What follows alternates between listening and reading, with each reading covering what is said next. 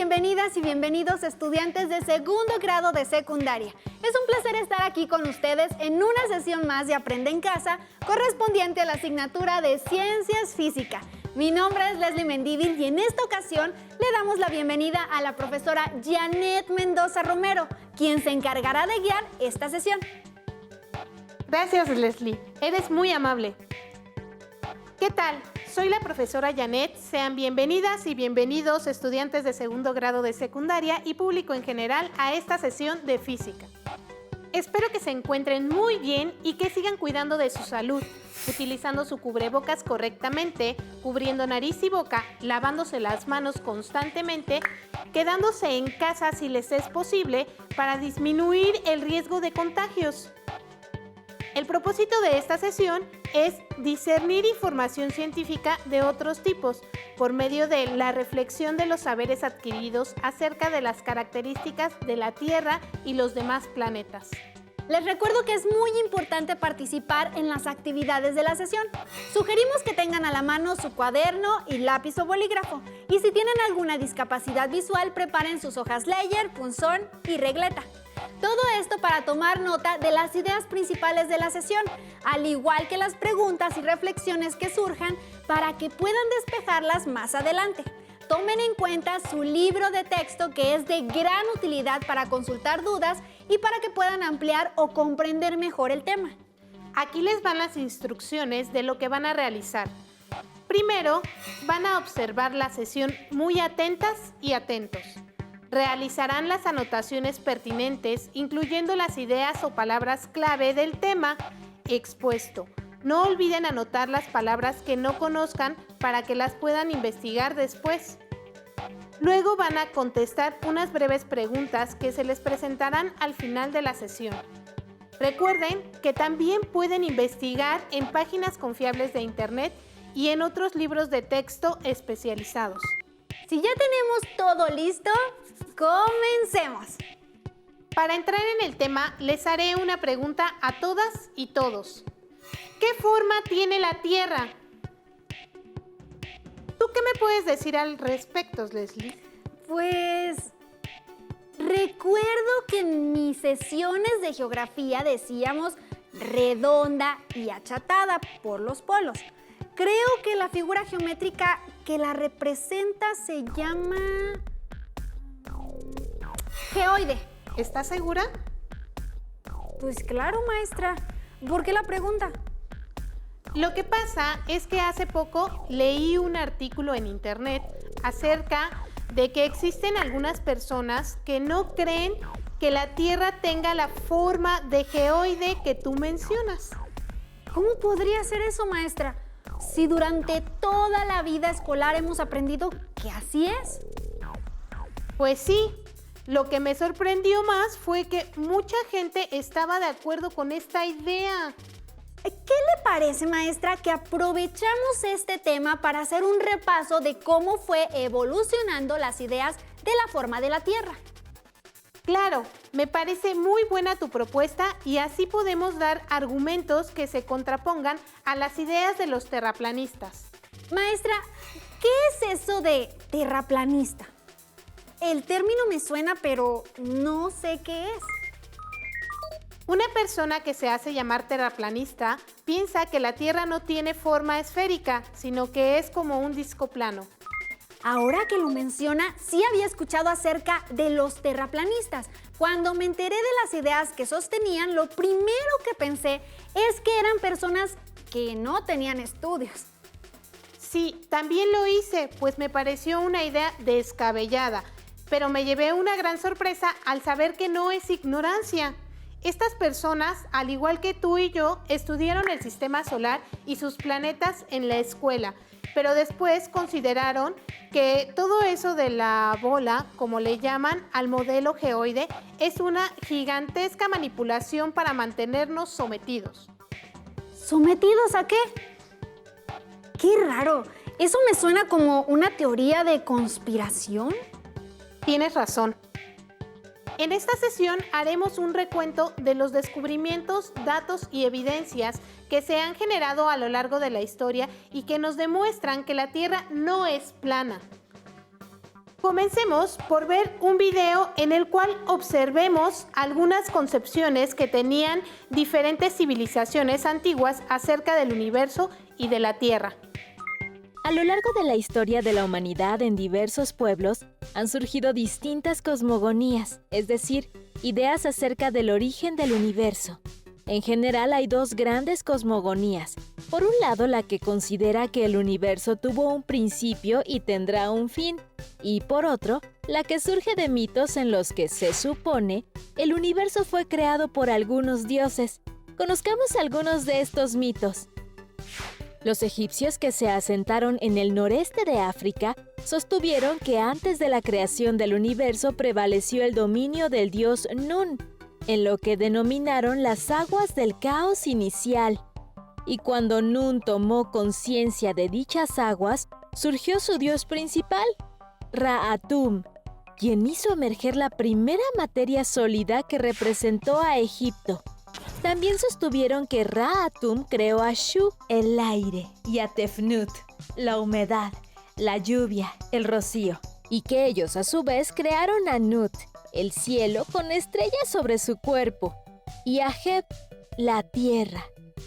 Según el Libro de los Muertos, el libro sagrado de los egipcios, el sol, la luna y los planetas eran divinidades que se desplazaban por el cielo en barcas parecidas a las que navegaban por el río Nilo, y que el cielo era sostenido por altas montañas.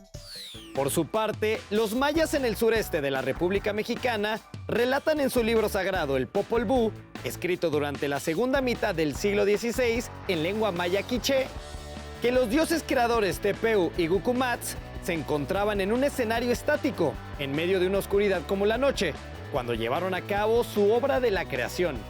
Pues el mundo surgió de su palabra por medio de una fuerza creadora que hizo emerger la tierra de las aguas, y que después se formaron los valles y las montañas, así como los animales y los demás seres vivos.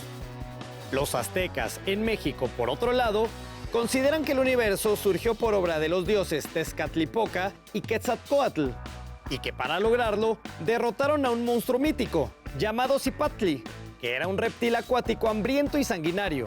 Según este mito, Tezcatlipoca se cortó una pierna para que Cipatli la devorara, y mientras lo hacía, Quetzalcóatl lo mató con el fin de utilizar su cuerpo como material para crear la tierra que hoy conocemos.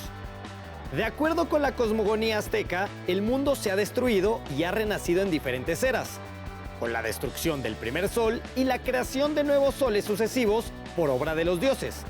La piedra del sol señala las 5 fechas en que, según el mito, se ha destruido cada era. Ahora bien, los incas, en Perú, describen que antes de la creación del universo hubo una época en la que predominaba el silencio y la oscuridad. Asimismo que el dios de la creación, también llamado Pachacamac, el que anima al mundo universo, o Viracocha, Pachaya Chachi, el creador, hizo la luz y produjo todas las cosas. Formó seres humanos de piedra y animales de las hojas de los árboles. En la India, los indios creyentes del hinduismo piensan que el universo se originó en el interior de un huevo cósmico, contenido en los anillos de Seshu, también conocida como la cobra negra, y que Brahma, el dios de la creación, dividió el huevo en 2 mediante un acto de pensamiento, y con una mitad formó el cielo, y con la otra la tierra. Asimismo, los hindúes consideran que el universo está formado por un mar de leche, que una enorme tortuga nada en el océano y sobre su caparazón se apoyan 4 elefantes, los cuales a su vez sostienen la tierra sobre sus lomos, que en el centro de la tierra se forma una gran montaña donde un fuego que gira a su alrededor ocasiona el día y la noche, y que Seshu, la serpiente, con un anillo superior contiene a la bóveda celeste. Maestra, qué interesante.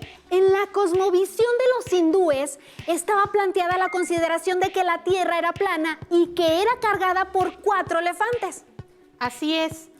Todas estas ideas fueron producto de la curiosidad y del ingenio de todas esas culturas. Tienen un gran significado y valor por sí mismas. se han ido modificando con el paso del tiempo para llegar a las nociones generalmente aceptadas y validadas por la ciencia que tenemos hoy en día. Cuéntenos más acerca de eso, por favor, maestra. Con gusto. Remontémonos a la civilización griega antes de nuestra era.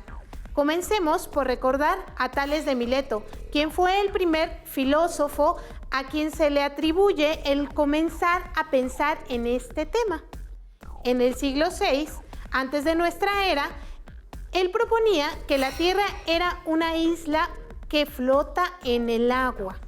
Se piensa que probablemente le surgió esta idea al escuchar de historias de la mitología mesopotámica que hablaban de un disco plano de piedra en medio de un gigante océano.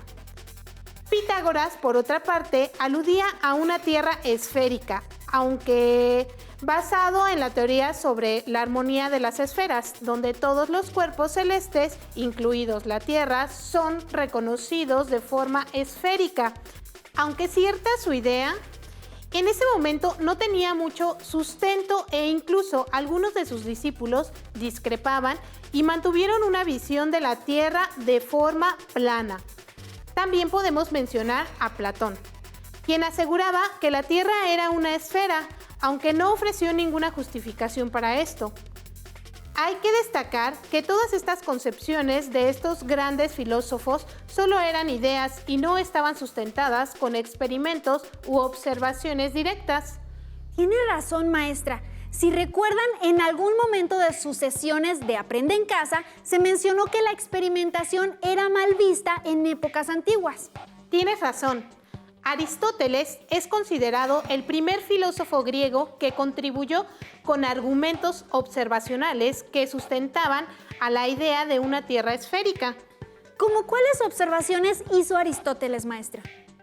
Por ejemplo, notó que algunas estrellas eran visibles en ciertos territorios, pero no en otros. También observó que la sombra proyectada por la Tierra sobre la Luna durante un eclipse era redonda. ¡Qué observador! Sí que lo fue. En general, Aristóteles desarrolló una visión en la cual destacaba la figura esférica como una forma divina, al ser simple y homogénea. Incorporó esta forma en su teoría acerca de cómo estaba conformado el universo.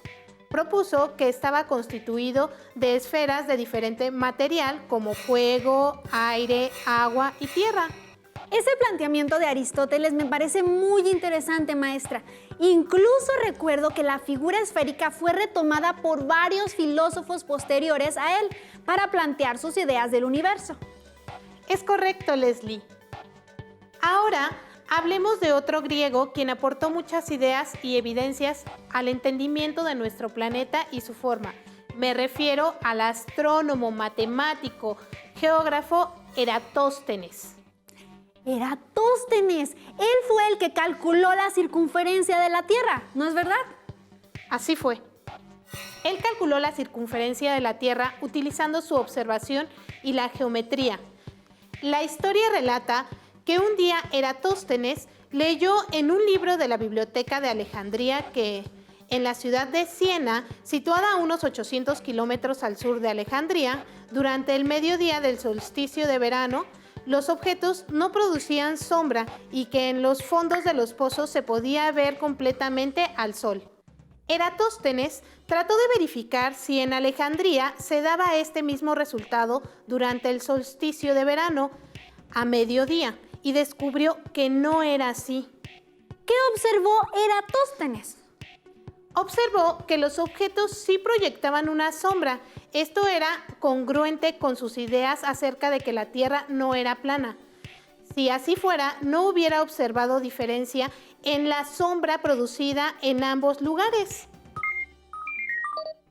Eratóstenes midió la sombra producida y con esto pudo calcular el ángulo de incidencia del Sol en Alejandría, mientras que sabía que al no proyectarse la sombra en Siena durante el mediodía del solsticio, los rayos del Sol eran completamente perpendiculares ahí.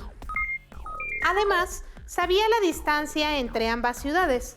Con toda esta información, calculó que la circunferencia de la Tierra debería de ser de 250,000 estadios aproximadamente, unidad de medida de longitud utilizada en ese entonces, y que ahora sería equivalente a unos 39,690 kilómetros aproximadamente, mientras que la medida de la circunferencia de la Tierra aceptada actualmente es de alrededor de 40,075 kilómetros. ¡Vaya! Sí que calculó la circunferencia con bastante precisión. Así es, Eratóstenes es muy famoso por ese descubrimiento, además de que fue capaz de calcular la inclinación del eje de rotación de la Tierra y creó el primer mapa del mundo. ¡Muy impresionante! Recordemos que Eratóstenes hizo todo esto entre el siglo III y el siglo II antes de nuestra era, con tecnología muy limitada, pero con un gran ingenio y observación.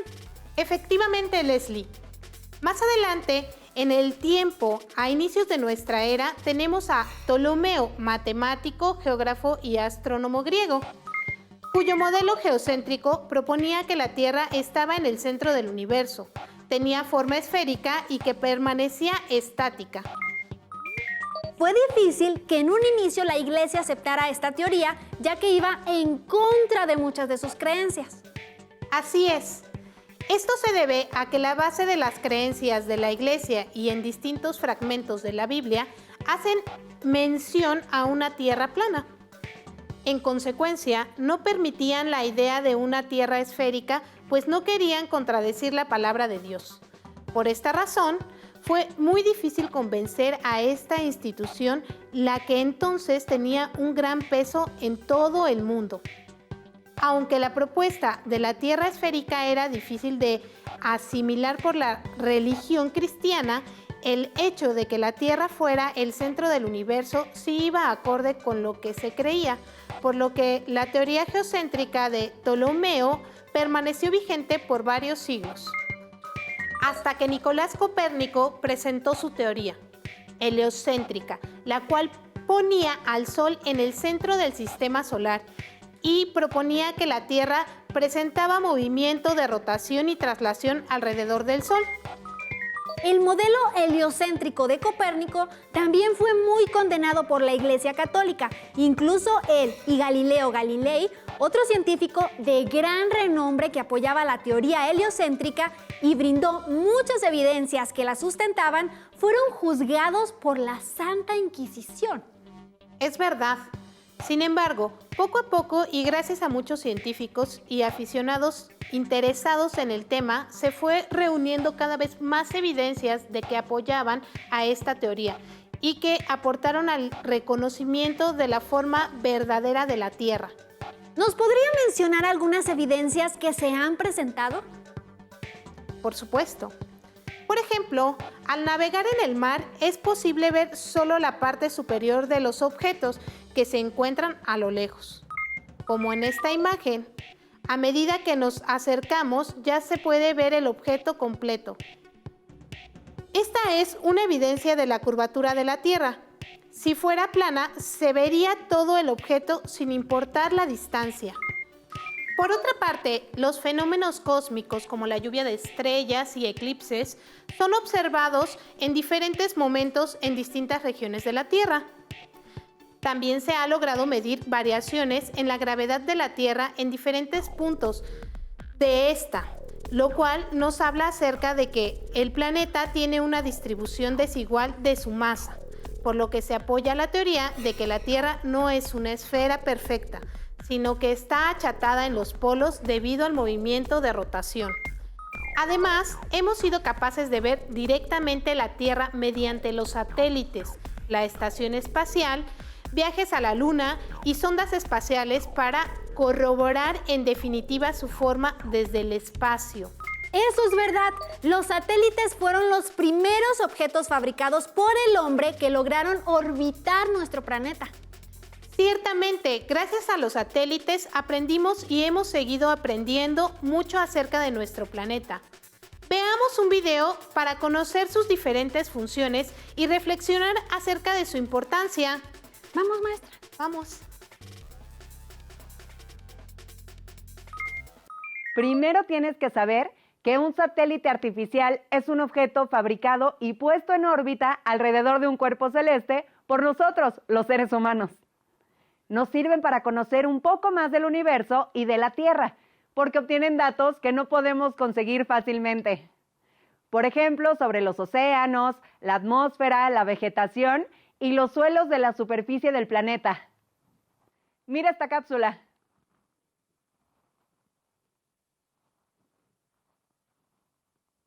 Los satélites se lanzan al espacio por medio de un cohete y están programados para seguir una ruta según la tarea que vayan a cumplir. Tienen dos partes principales: la antena, que recibe y envía información, Y la fuente de alimentación, baterías o paneles solares que les proveen de energía para funcionar. Los satélites capturan los datos y los descargan en estaciones terrenas, donde son almacenados para que la comunidad científica los analice. Los más de 3.000 satélites artificiales que giran alrededor de la Tierra brindan información para comprender diversos procesos que ocurren en ella. Hay dos tipos básicos de satélites según la dirección en la que se mueven: los polares, que van de polo a polo, Y los geoestacionarios, que orbitan sobre el ecuador siguiendo la rotación del planeta.